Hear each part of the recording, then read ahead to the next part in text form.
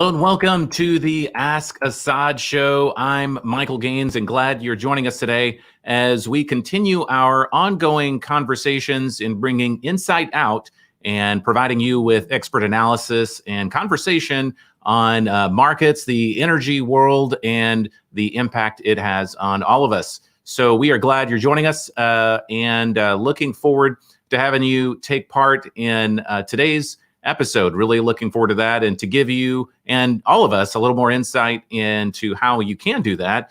We're going to go ahead and bring in Shelby Dumaine to talk a little bit about ways you can participate in today's conversation and in the future as well. Hey, Shelby. Hey, Michael.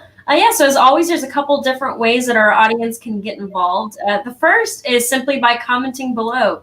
So if at any point throughout today's show you have a question that you would like to ask Assaad, go ahead and comment that below. And we are in the comment sections throughout the entire show. So we're reading those comments and we're going to try to get to as many of them at the end as we can.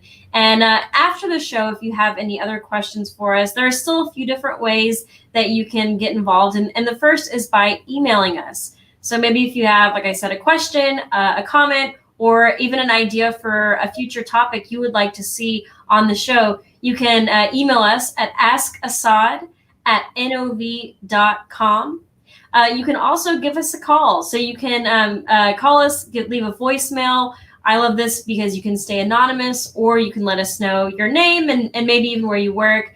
So that number is country code +1 346 223 4799. So you can give us a call and we'd love to hear your voice. But for today, if you have a question for during the show, go ahead and comment that. And like I said, we'll get to as many as we can. All right. Thanks, Shelby. And thank you all for joining us. It looks like we're having quite the crew join us today. I'm looking in the comments. I see Brazil, Bulgaria, Nigeria. Looks like we've got folks from the U.S. And many others that are joining us. So thank you. Argentina as well, Sudan, so many others. So we're always very, very appreciative and excited to see you joining us and look forward, again, as I said, to really hearing your thoughts and seeing your comments in our conversation. So we want to go ahead and jump in by bringing in the show's namesake, Assaad Mahana, the Director of Business Strategy here at NOV. Assaad, always glad to see you. Good to see you, Michael. How you doing? Great, doing great. So today's conversation is one we actually had previously, and we'll be able to replay that. But just for context, we're actually starting down the path of having some regionally focused conversations. So maybe we can kind of start there a little bit. You know, why take a regional approach in these conversations? Before I start, I know you always look sharp, Michael. Today, I think you look super sharp. Well, thank you. Almost like somebody who's celebrating their birthday. That could be the case. This is a birthday. Well, happy birthday, so, yeah. Well, thanks, Assaad. Yes. Well, today we're talking about the Middle East. We're giving the region a spotlight on the show. And like you said, it's the first, hopefully, of many regional series, multiple Middle East episodes. And the point is to really highlight some great challenges being overcome by some great companies out there. Shale has taken the spotlight, I think, for the last decade, but we're seeing more and more of the international landscape play a larger role in the whole supply chain, and I think it's worth giving that spotlight. But before we get to our regional series, I wanna maybe give a little bit of an update on what we heard this week in the U.S. from the shale world, particularly. And that is a bit of a continuation of the consolidation process that started many months ago now. And that's between Devon and WPX, two of the large shale producers in the U.S. They've announced, or we're hearing about talks between the two of combining into one company that'll be worth close to $6 billion, which is great in the bigger picture of consolidation and recovery. But really, when we look at where those companies were at their peak, Devon was a $50 billion company in 2008. And WPX was over an $8 billion company in 2014. So that really reflects on how much strained markets are, but another indication in that recovery pipeline, Michael. Okay. So yeah, to your point, it kind of helps set the stage for our conversation today, and certainly looking at the Middle East region. And I know that we have a sort of an approach to the order of these conversations, especially with the Middle East, kind of starting out briefly before we jump in. Any additional insight on that? Yeah. Why start there? Of course, there's a why, but just to give folks a little more context. Yeah, you're right. The Devon WPX story does line this up. It tees up why international, right? That's one main reason. But really, if we look at the role the Middle East source of supply has played, it's really been the beating heart of the world when it comes to hydrocarbon supply. Shale, like you said, it's taken the spotlight over the last decade, but that's because of the accumulated growth rate year over year in production. That's really peaked at 13 plus million barrels a day. But the Middle East always maintained close to $30 billion consistent. So really that tells you in terms of volume who's gotten the bigger piece. Right. But also in the last 6 to 8 months, we've seen all activity around the world drop. But the Middle East is one of the regions where we've seen a lot less of an impact in terms of activity reduction, rigs being warm stacked. So still, relatively speaking, a more active part of it, which is why the Middle East comes first. But also importantly, because NOV's done a lot of investment, a lot of commitment to that region. And I think we have a great story to tell in where we started there and what we contribute to today. And the last reason I want to say why the Middle East is because I'm from there, and to me that's a good reason. Sure. No bias there at all. Fully understood. No, I think that's good. And I always appreciate the perspective and helping help us understand that, Assaad. So kind of on that point, let's go ahead and listen in on our conversation we had with our guest in Dubai just earlier this week. Let's roll that video.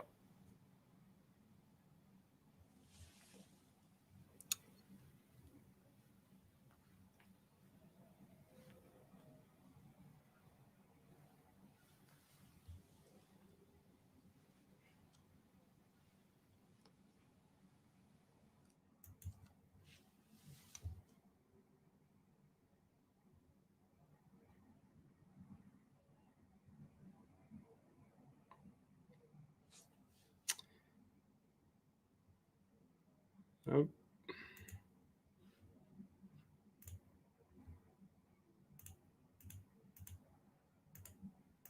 So we actually are going to get that video teed up. Our guest is Ed Whitnell. So we'll go ahead and see if we can try that one more time. Let's see. Give me one moment. Ed is our just for the speakers or the audience who are not familiar with who Ed is. He's our vice president of operations in the Middle East and North Africa region for NOV, and the managing director for our Rig Technologies operation in that region as well. So it was great having him on the show. Yeah, so I think it'll be good. So we'll get that video up. I think we actually have that coming right now.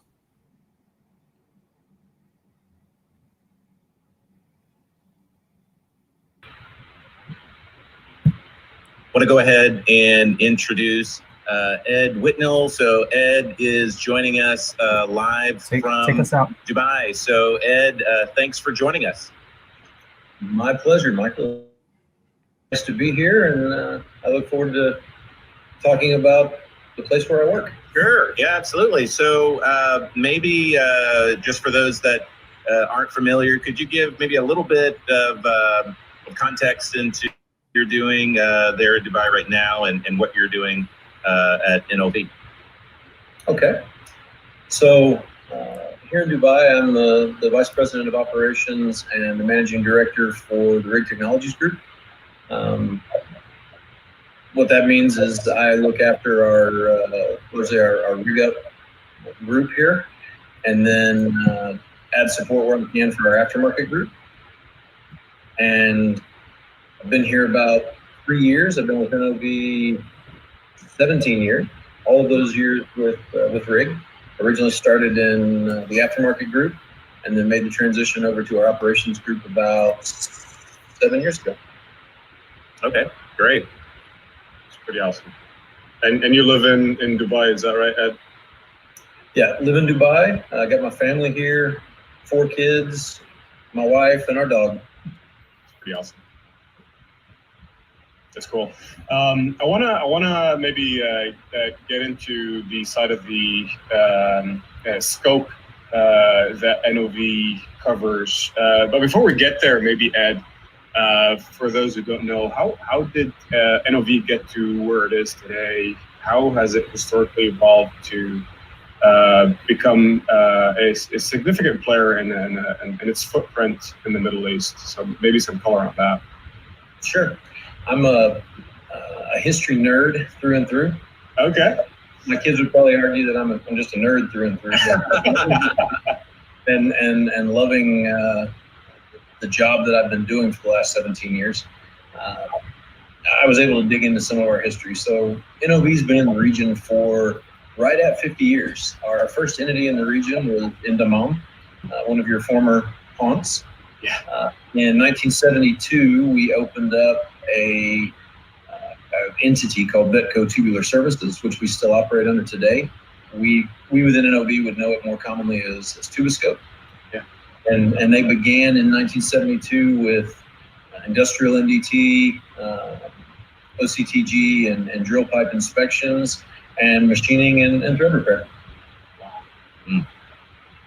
So 50 years in the region, and in those 50 years, we've added significantly to capabilities, but that was where we started. Wow, I personally didn't know that. Yeah. That's awesome. So cool.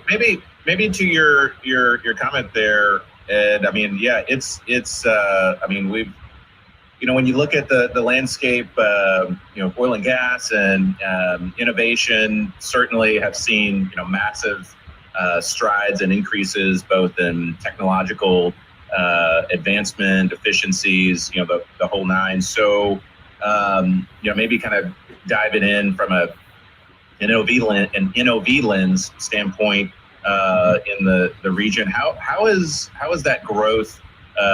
What does that look like? And really kind of maybe fast forwarding to today, what are some of those capabilities that have advanced through the years to where we are now? Sure. NOV in the Middle East is a really good cross section of all of NOV. We've made drill pipe in the UAE. We've got coatings plants, 3 of them actually, in 2 different countries. We've got reline facilities. We have aftermarket service, repair, spare parts in almost every country in the Middle East and North Africa.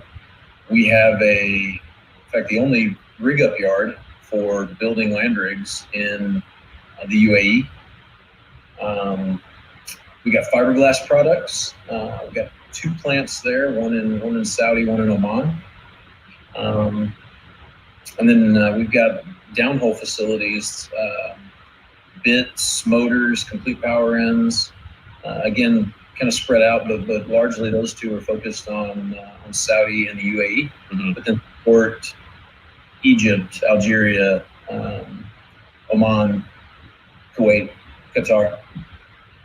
Which it sounds like, I mean, as you kind of rattle those things off, I mean, none of that is by accident. I mean, really making sure that from a support standpoint that we're able to provide the needed support as close as possible, right? I mean, I've heard our organization and leadership and other folks, say that we'd like to be where our customers are, and if that means that we need to have folks like yourself, locally, then that's what we try to do. Absolutely. I mean, we have over the last 50 years increased our investment in the region, and then in the last 10 years significantly increased our investment in the region, largely because, as Assaad mentioned, the Middle East is the beating heart of petroleum supply. There are certainly other important contributors, Russia, South America, the U.S. at 13 million at the last peak, but certainly the lowest lifting cost and probably the biggest share of services opportunity for us right now is going to be found right here. So it's certainly a great place to find yourself today. So what I hear from you, Ed, is we really covered the whole value chain in the upstream world to almost fully satisfy drilling, completing, and producing a well in the Middle East. We do, Assaad. It's really a unique position that we've got here, and that we support all of those, not just tangentially, but directly, literally from spud to production. As you're aware, we've got in our CAPS group a number of business units that really support the production, whether that's some of the things we've seen like fracking shales in the Middle East, which has become surprisingly important here, all the way down to some of our newer technologies like CBOX that we're working to deploy here as well. So we really do touch from that first bit, making its first turn, all the way to a subsea or a wellhead safety valve and the ability to produce crude. That's awesome. And with that, I'm guessing it comes naturally that we support local content in each one of these regions, which again is a big deal, obviously. It is. I mean, local content grows in importance around the world. It seems year on year. We've seen it sort of start in Europe originally, and you could argue seeing it start in America back in the 70s. Sure. But in the oil field, it certainly began to gain prominence kind of through Northern Europe, and then Asia and South America, and now the Middle East, and back to Asia again. So, there are loads of programs here. In the UAE, we have the in-country value or ICV program, and in Saudi, it's called ICTVA. In Qatar, I believe it's Tatween. So there are programs that we participate in and really try and drive local content. One, because that's what our customers, the NOCs, are looking for. It's what our host countries are looking for. We try to certainly cater to that and recognize that there's importance to our host countries in that. So we really try to play well there, and our investments have shown that. We have very solid scores in each of those, certainly in ICV and in ICTVA both. Solid scores and plans to increase those over time. So one of the things, Ed, for those that follow the industry and major happenings, actually occurred not too long ago with the announcement of ARM, or the Arabian Rig Manufacturing, a joint venture. So So some might be intimately familiar. I always like to assume folks may not know. So for those that aren't familiar, could you talk a little bit about that and why that's an important conversation point for us? Sure.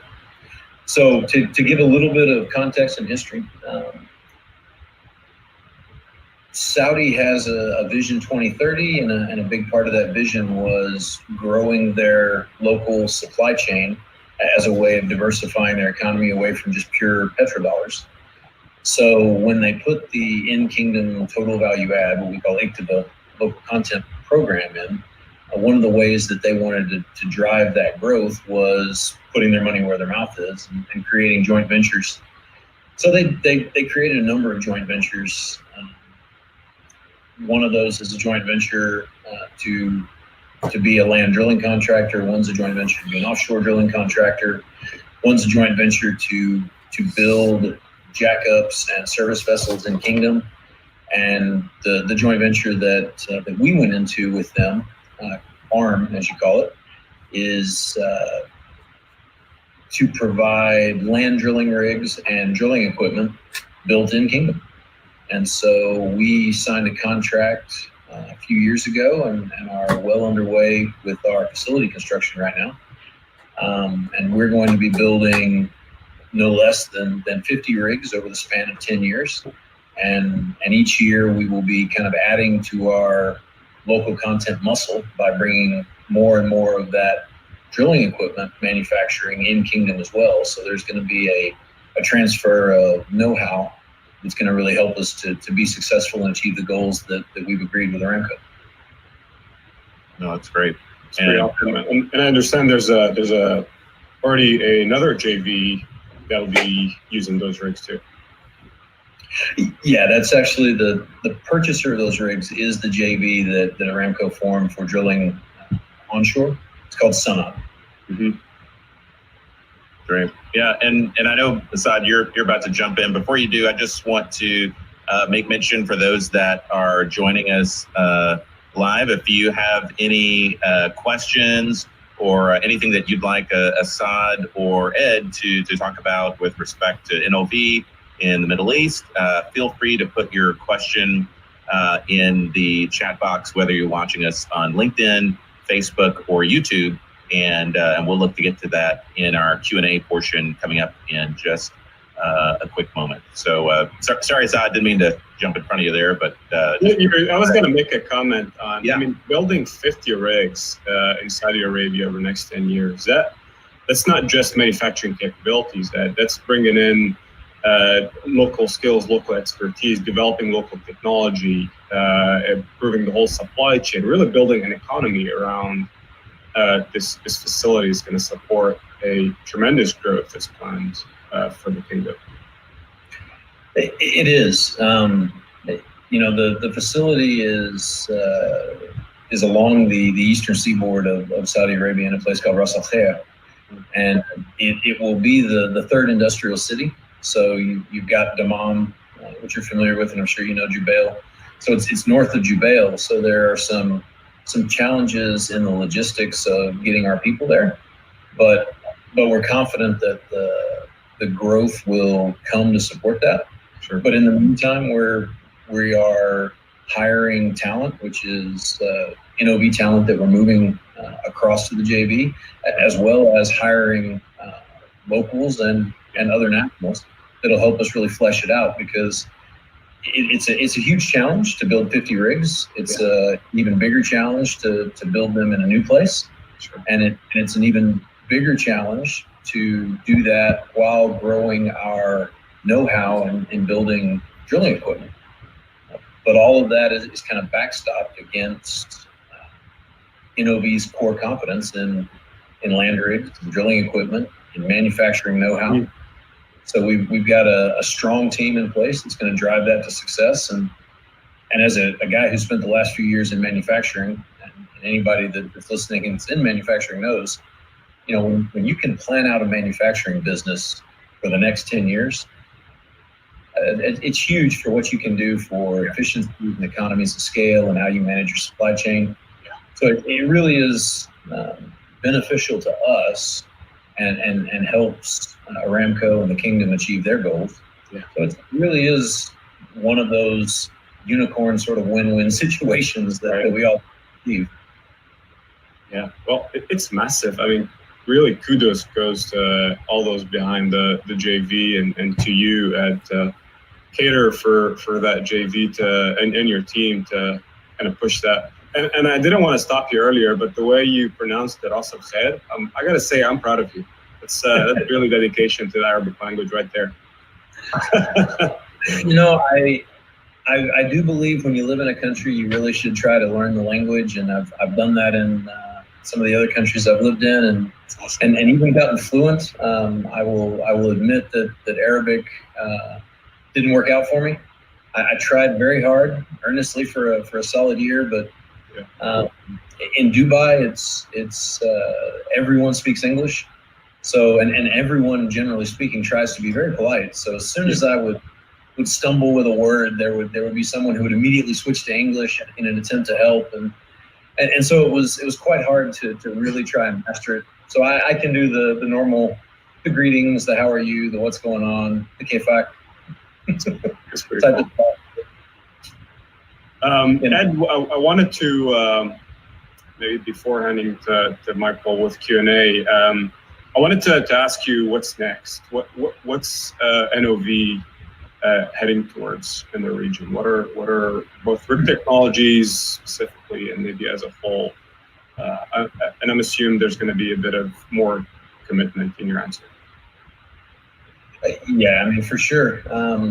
I think honestly, the things that are next for us here are probably the same things, or at least very similar things that are next for everywhere. Okay. Just because it's where we are, I think, as an industry right now. Sure.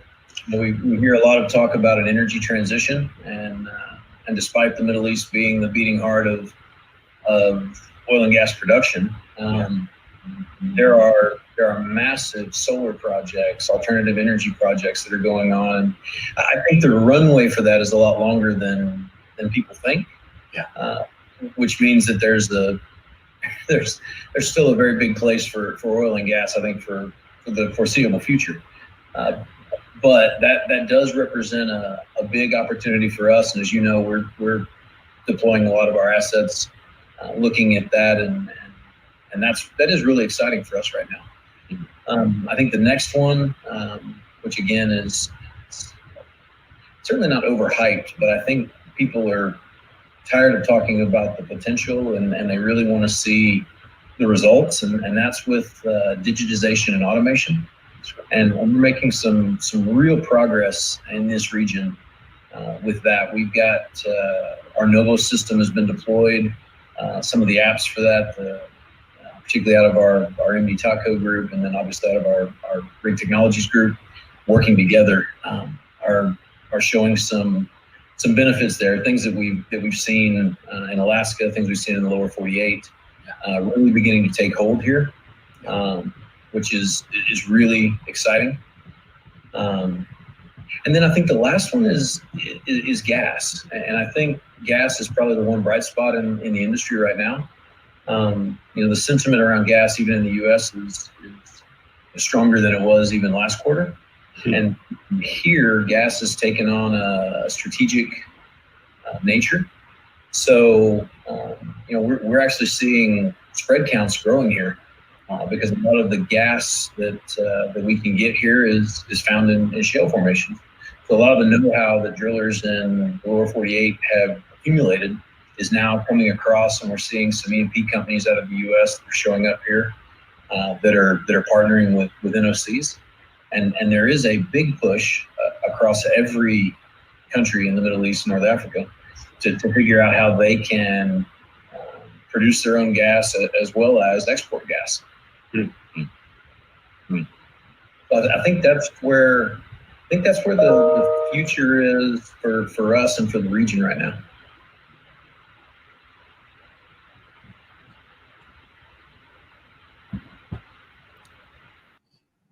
All right, so definitely a great conversation that we're able to have with Ed Assaad, and again, just as a quick note, we were able to catch him in his afternoon. So we had that. That was actually a very early morning conversation. But just kind of recapping, it sounds like there were a lot of great things that historically have happened, but obviously currently and in the future, moving towards some of those great things as well. So to maybe that point, I actually wanted to bring Shelby in to maybe provide some of the Q&A. It looks like there we had a couple good questions. Definitely, Michael. We got some good questions from LinkedIn, both on yesterday and today's showings of that interview. And so we wanted to go over a few of those. The first one comes from Trevor on LinkedIn. And he was wondering, what day rates do you think are needed to mark a turnaround? And maybe we can kind of specifically talk about the Middle East or in general. But what do you think, Assaad? Good question. If we were to look at where day rates were, a year ago or 5 years ago, they're probably very different than what we're seeing today. The first market that sees contraction in upstream oil and gas is probably the rig day rate. And the way that's affected is there's less demand to drill wells. Imagine supply and demand of oil that's really driving the whole equation. Less demand for oil, so less demand to drill new wells and sustain them. Everybody shrinks down their CapEx. When that happens, there's an oversupply of rigs out there that can do the job. So to compete and to be in the right position, E&P companies either ask or when contracts end, they go out and say, okay, here's what I'm willing to pay for that particular job. And that's how you end up with reduced day rates. It's going to defer. We've seen almost double, maybe in some places triple what we see today in terms of drill ship day rates, for instance, back in 2014. So really a big indication of the change. Where we need to look at now is what are drilling contractors doing to still maintain a relatively low day rate and still make money. I think that's really the question. It's not how do we go back to the business or what's the acceptable, $40 to $50 is probably going to stick around for a while. And the challenge is how to live with that and remain profitable. So whatever day rate we're talking about, how can that be a long-term solution? How can we work on our costs? How can we work on our value added so that these rates make sense? And that's a challenge to every drilling contractor out there.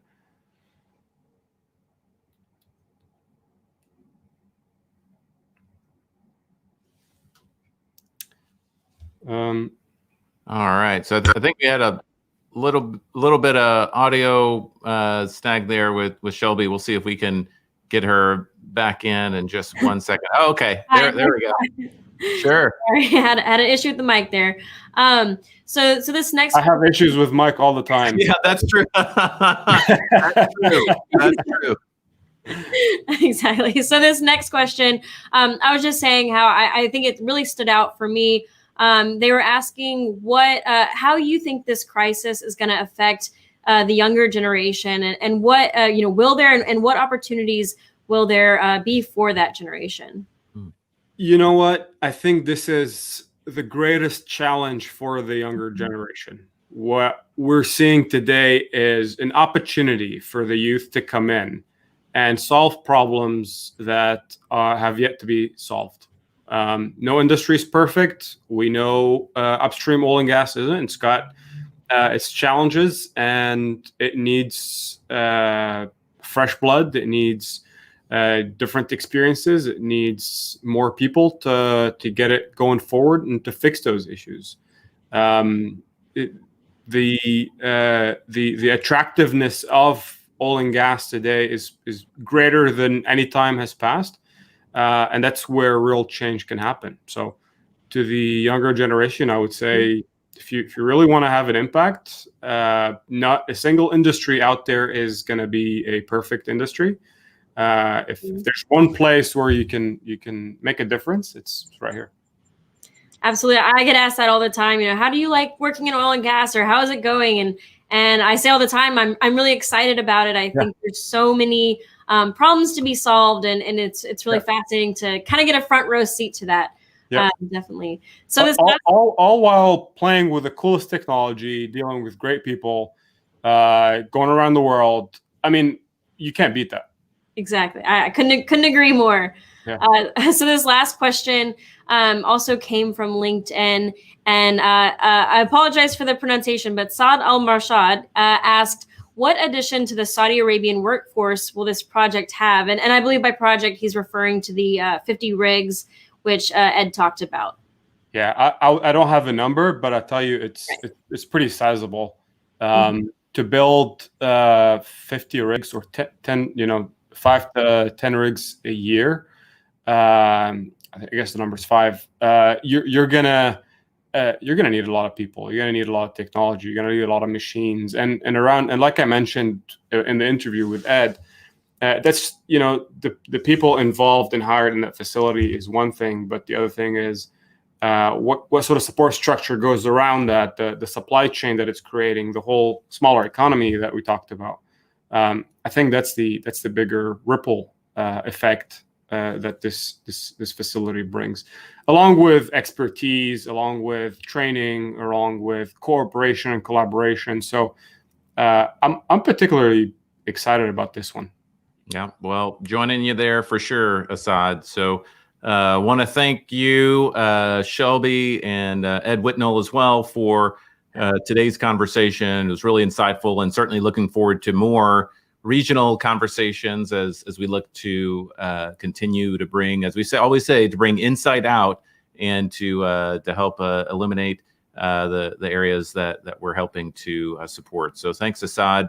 And again, thanks to all our viewers from truly around the world for joining us in today's conversation. We are always appreciative of your feedback, your comments, and suggestions on how we can continue to bring you relevant information and insight that can impact you and the areas that you work in. So as always, if you have any questions, feel free to send us an email, and the email address is askassad@nov.com, and we would be more than happy to get your feedback. So from all of us here at NOV, thanks for watching and for listening, and we'll talk to you next time.